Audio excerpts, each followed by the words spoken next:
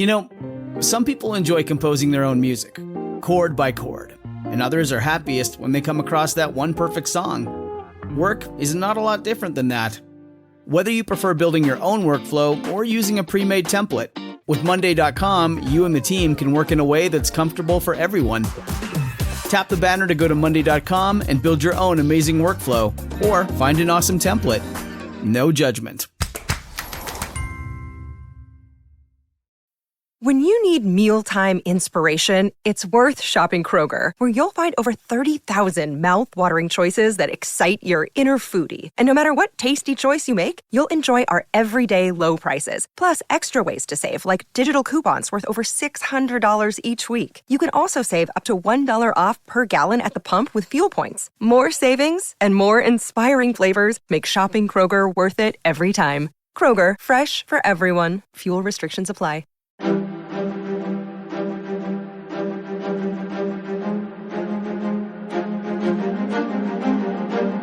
Hello, and thank you for listening to The History of World War II podcast, episode 472, Keep 'em Guessing.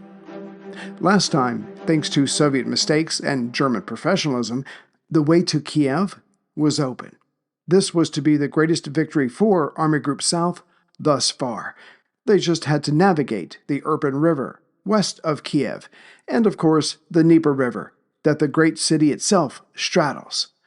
That was the invaders' problem. The defenders' problem was that there was little to stop the invaders besides Mother Nature's efforts. That is, until just before the panzers arrived. The defenses around Kiev were started in the late 1920s and finished by 1930, 3 years before Hitler came to power. But by the summer of 1941, they were no longer the equivalent of walking into a lion's mouth, more like the remains from the beast's skull long after passing. When Khrushchev rushed back to Kiev, this is what he found as he wrote years later. There were reinforced concrete pillboxes with artillery there, but I have already mentioned how they were destroyed. Stalin ordered them destroyed. His intention was that our command staff would not look back, but would keep its eyes fixed on the fortifications along the new border. Some reinforced concrete structures still existed, but there were no weapons in them.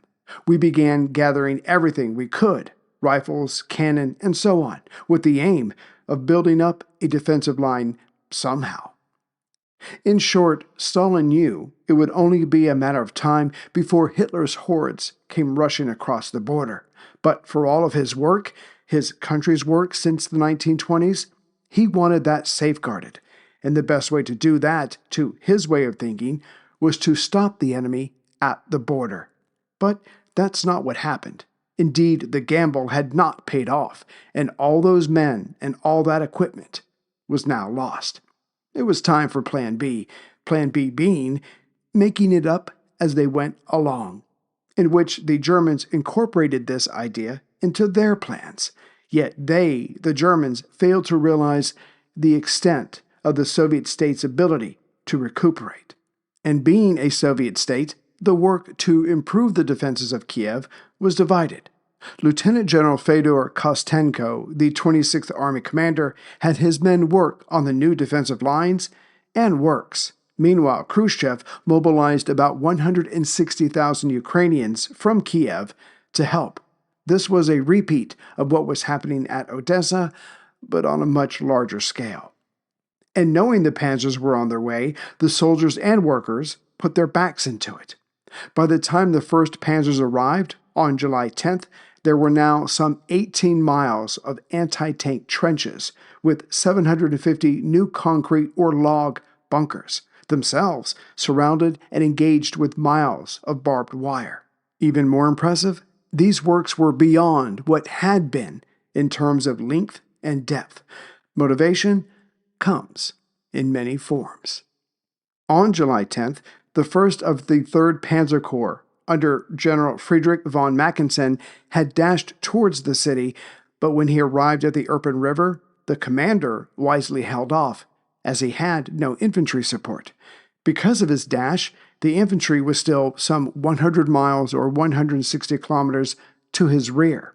Such being the case, Mackensen knew better than to send his panzers through that swampy terrain and to be the only target of the numerous guns that were surely waiting for him. And as for going around the defensive works, nature had provided again, as its flanks were all but impassable by the panzers. But soon enough, the 13th and 14th Panzer Divisions, as well as the 25th Motorized Infantry Division, had arrived. And yet, they stayed where they were and stared across the Irpin for days, seemingly assessing their next move. Clearly, they were looking for weaknesses and had every intention of figuring something out. Clearly, they were not simply going to give up. But before the arrival of the Mechanized Division, General Kropanos tried a favorite trick of Napoleon's. He focused on a subgroup of the tanks in the area, Panzer Group 1, located at Berdichev, about 70 miles or 112 kilometers southwest of Kiev, and he would try to destroy them piecemeal.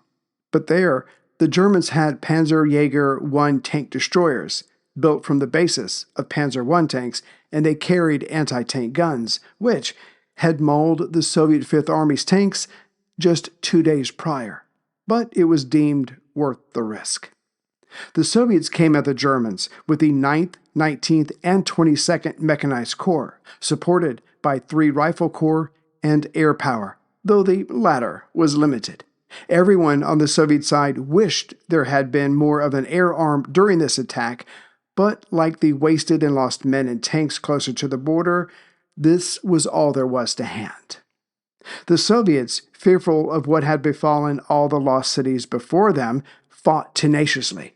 But again, German professionalism and experience stood them in good stead. The two sides clashed again and again for 3 days straight, hoping to turn things around, but it was the Germans that gave better than they got. When the Soviet Mechanized Corps pulled back, unable to break the invaders, the 3 Soviet Corps only had 95 tanks left between them.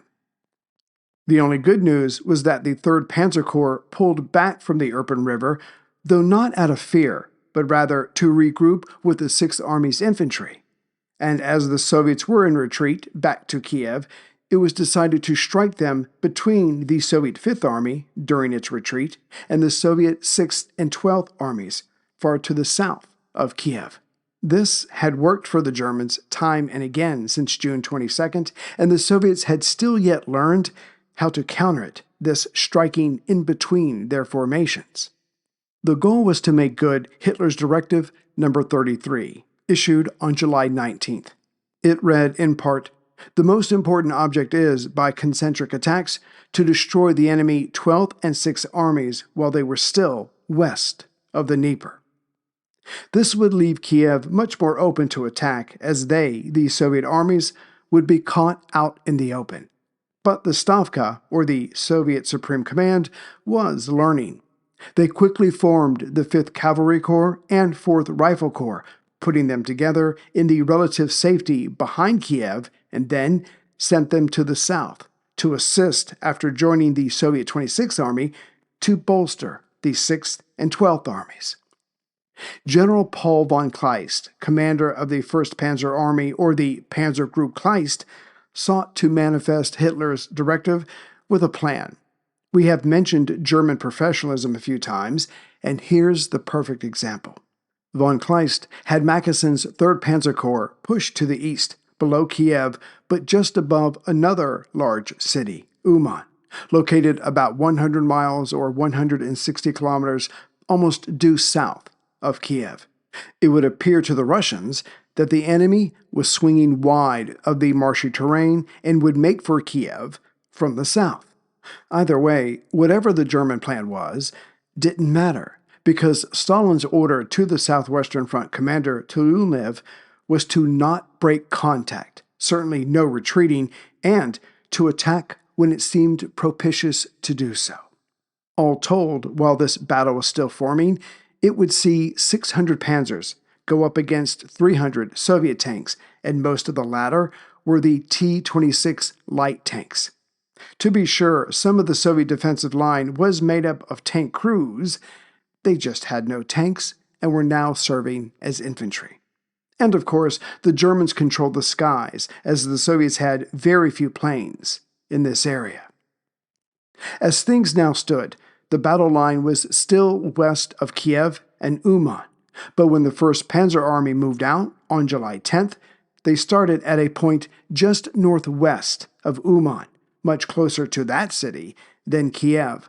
But still, Stalin and therefore Bunyani, who was over these southern and southwestern fronts, still believed the German target was Kiev, not Uman, and certainly not the 6th and 12th Armies.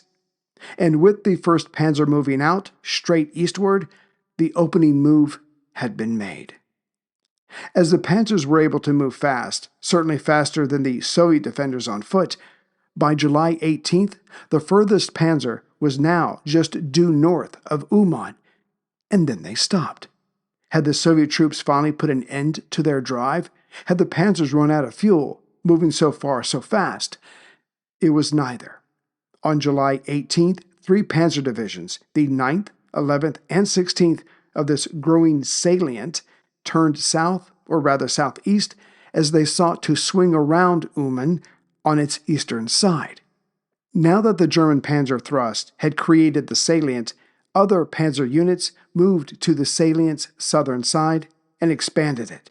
As the salient grew in size, Bunyani was mindful of Stalin's order not to retreat, so ordered the men to stay close to the Germans, who were counting on this. Almost like a backward letter S, the German salient helped create a Soviet salient, the lower half of the S, below the Germans and facing west. Clearly, they were about to be trapped as enemy units from the German 11th Army started coming up from further south. Bunyani justified this retreat by saying he wanted to reestablish a straighter line. It was a risk, from triggering Stalin's wrath to exposing themselves while on the move, and though many feared the former, many soon died from the latter. As the Soviet armies, the 6th and the 12th, and elements of the 26th, below Uman pulled back due east, they were attacked from the north, west, and south. Again, the German 11th Army further south was keeping those Soviet troops right where they were. They could only move east. Only now did Bunyani, the Stavka, and Stalin realize that Uman was the target, not Kiev. Well, not yet, but even here, they were off the mark. It was those 2 Soviet armies below Uman and anyone else who would be caught up, and others would be caught. But not only were those 2 armies threatened, but on July 23rd, the panzers that still made up the tip of the salient kept moving east. As this was clearly the battle of the hour, both sides shifted men and weapons closer to the fighting. But the Soviets could have moved more, if not for German infantry laying siege to Kiev. Turns out that was a distraction, though a risky one, as, again, many Soviet guns were firing on the Axis artillery teams just west of the Ipan River. As for the 6th and 12th armies, they kept pulling back until they reached Uman, though the balance of them were to the city's immediate south. And now for the next part of Kleist's plan. On July 31st, those 3 panzer divisions, which had started coming south from the salient's tip, reached and then passed by Uman to wit. They then turned west. Now the retreating 6th and 12th armies found that their way of retreating was blocked. Meanwhile, the German and other Axis infantry to the immediate left or west continued to push against the Soviets. All the while, the Luftwaffe continued to hammer these encircled Soviet forces. As the push in from east and west was not perfectly level, there were soon 2 pockets of trapped Soviet troops. This certainly did not bode well for them. But for the wider war, other panzers were now free to continue east, ever closer to the Dnieper River, which again was a part of the feint. Moscow would become focused on the Dnieper River crossings, but it was the Soviet men in arms that had Hitler's attention. And as the German 11th Army was to the south of the trapped pockets, no one could help them from that direction, nor was that or could that be an avenue of escape. Berlin was teaching Moscow a valuable lesson of maneuverability and anticipation. For the last few weeks, the Russians had been getting all of these lessons wrong. But the resources of the Soviet state seemed endless, and now two new formations were created, the 37th and 38th Armies. They were just north of the growing German salient, positioning themselves in between the salient and Kiev. But as they had few tanks, theirs was certainly not a rescue operation. Stalin ordered the trapped Soviet units to fight their way to freedom, but the corridor around them was practically getting tighter by the minute. During the opening hours of August 1st, the commanders of the 6th and 12th Soviet armies sent a message to the Southern Front commander, but also sent the same message to Stalin. The situation has become critical. The encirclement of the 6th and 12th armies is completed. There is a direct threat of the disintegration of the combined combat order of 6th and 12th armies. There are no reserves. There is no ammunition. The fuel is running out. To be sure, there were attempts to rescue those trapped, but as Soviet armies were quickly thrown together or lacked armor and or air support, they all came to nothing, except more Soviet dead. By August 4th, Stalin seemed to have lost interest in the 6th and 12th armies. He did not bring them up in subsequent communications, except for one time, and that was only to answer a question of Kirponos, the Southwest Front commander. Stalin's focus now was on building up a strong defensive line along the Dnieper, just as the Germans wanted him to. To even begin to comprehend the scale of this trapped pocket of men, by August 5th, the Soviets had been squeezed into an area of about 14 square miles, and now so condensed, the Germans struck at the Uman pocket with more artillery shells than they had used during the entire invasion of France, Scandinavia, and the Low Countries combined. As for the trapped men, they had been, until now, ordered to break out not to the south or to the east, but to the northwest, as if they could still somehow turn this around and hand the Germans a decisive loss. But by August 6th, with little contact from the outside world, i.e. Moscow, the armies strove to bust out to the south, the idea being to link up with the 18th Army stationed around a nearby city. But in truth, that force had been gutted by the Germans 3 days ago. It's just that the Southern Front commander, Tyulenev, did not report the sin. Why? He was still trying to think up a face-saving, or rather his life-saving way to phrase this catastrophe. So when parts of the German 1st and 4th Mountain Divisions to the south of the trapped troops suddenly found desperate Soviet troops running right at them and then right by them, some Soviet fighters managed to get past. Their goal, again, was to join their comrades in the 18th Army. Instead, they ran into the 52nd Army Corps and the 9th Panzer Division. Still, some, very few, managed to make good their escape, but their commander was captured. To be sure, the Soviet 18th Army had attempted to intervene, but only succeeded in allowing the Germans to trap a part of it in the Uman pocket. As the saying goes, the road to hell is paved with good intentions. As for those that got through the shrinking German ring, they made their way to Odessa, only to join that siege that, as we have seen, did not end well for the defenders. As for the 12th Army, it pretty much played out the same way, but in a more northeastern direction. During the night of August 6th, a relative few used the darkness and the confusion caused by their comrades getting shot to find open space. But, like the 6th Army, their commander was also captured. The next day, during the afternoon of August 7th, those still alive started to surrender.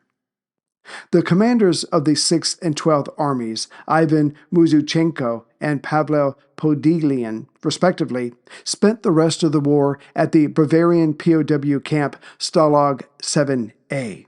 Only on April 29, 1945, would they be freed by the U.S. 14th Armored Division. The two men eventually returned to the USSR. While Muzashenko lived out the rest of his life, Stalin, for his own particular reasons, had the other commander shot in 1950. The supposed Battle of Kiev, but rather the Battle of Uman, was over. It had been a German masterstroke. First, the target seemed Kiev from the west. Then it was Kiev from the south. Then it was Uman, and only in time did the truth reveal itself. It was actually the destruction of those two massive Soviet armies, and it had been an unmitigated success. The Soviets had just lost another 100,000 men dead, with another 103,000 captured, the equivalent of 20 divisions, along with 11 divisional commanders. And the price for this latest victory that left the way to the Dnieper open, but also left the southern entrance to Kiev open, was 4,610 killed with 15,458 wounded. But there was more.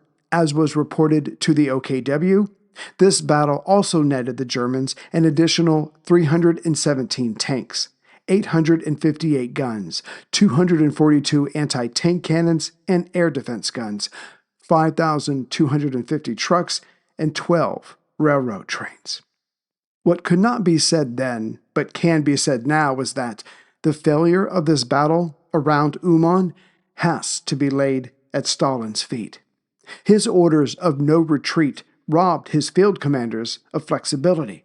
If they had fallen back, yes, territory would have been lost, but it was lost anyway. But he would have some or most of the 203,000 troops still alive to fight. Another lesson: assume nothing, or in terms of chess play, play the board, not the player. But going by the numbers alone, the Battle of Uman had demonstrated a casualty ratio of 10-1, obviously in the Germans' favor. But before this clash, that ratio had hung around 20-1 and had peaked at 30-1. The Russians, while still losing, were becoming tenacious. Of course, now it was the turn of Kiev. But had Stalin learned anything from losing Uman and the 6th and 12th armies? Either way, Kiev, was important to Moscow, so massive amounts of additional troops would be sent to protect that city. As for the Germans, no tricks were needed this time. They simply wanted that city captured.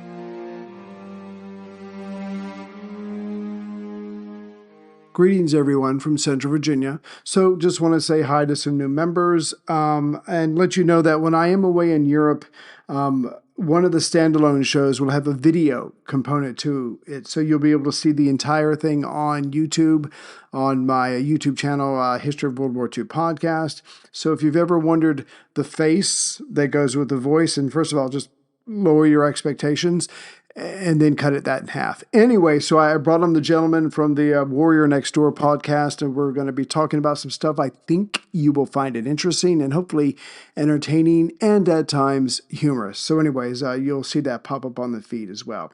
Anyway, so my latest members who get the 2 extra episodes a month. Let's see here. Riley Fry from Brown Hill, Victoria, Australia. Thank you very much, Riley. And I loved this one. RJ Mellencamp Farms from Columbus, Indiana. Huge fan of John Mellencamp. So when I saw that, I'm like, it's probably not his. But anyway, it just gave me a smile. So thank you, RJ Mellencamp Farms. And Daniel McDonald from Burns, Tennessee. Thank you very much, Daniel. Those are the latest members. There's 200 and something, I think getting kind of close to 300 episodes extra to listen to. So anyways, and as far as donations, John Fowler. So thank you very much, John. I'm not sure where you're from. Probably heaven. That would be my guess. Heart of gold, John there. But anyway, so thank you very much. I will see how many more episodes I can squeeze out, to be honest. I don't know where this is going to land. We fly out on the 25th of this month of June, and so I'll just squeeze in as many episodes as I can. When I'm gone, I'll put in the 2 standalone episodes, and then when I get back, just pick up from there, and then we'll head to Moscow. So that's the plan. Who knows? Wish me luck. Hopefully I don't get arrested for being myself. But anyway, as always, take care, everyone.